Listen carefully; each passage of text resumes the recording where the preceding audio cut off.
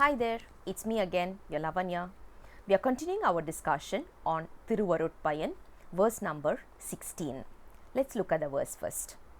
Oliyum Irulum ulagum alar thelivil enil seya. Today's verse is written in the form of a question, but it is not a very straightforward question. The answer is already there within the statement itself. So it's a very clear one. Now let's look at the interpretation of this particular verse. He talks about three things. Now let's look at it.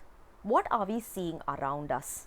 One is the world, right? We see the trees, the plants, house, car, estates, dogs, cats, all those we are seeing around us. What else do we see? Oh, we see daylight. What else do we see? Oh, we do also know that there is a night, because I'm not able to see anything. So I'm able to realize there is night, which is full of darkness. So imagine day, night, the world, everything is very clear to us only with the help of eyesight.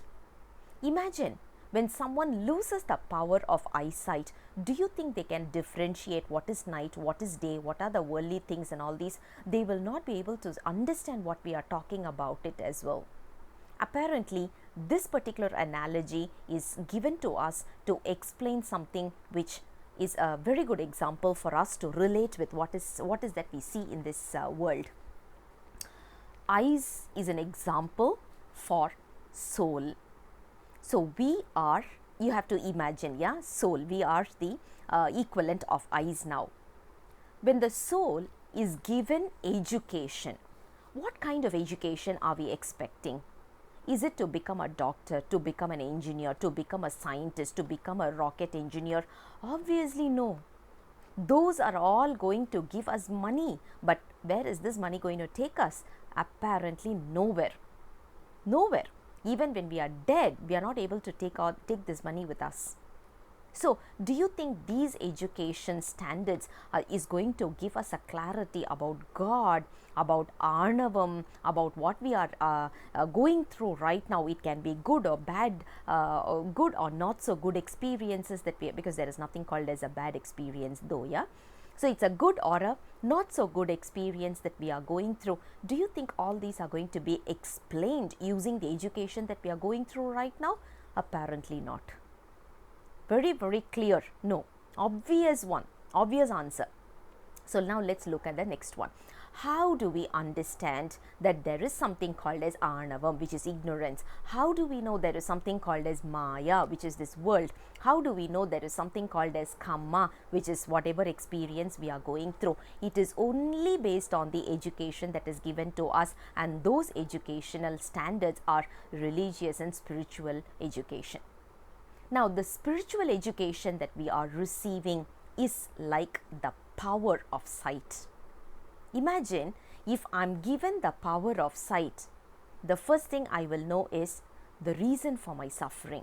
Why am I crying? Why am I agitated with something? Why am I getting annoyed with someone's behavior? Why am I getting depressed by something that I'm losing? Why am I feeling happy about it? Why am I feeling so excited about it?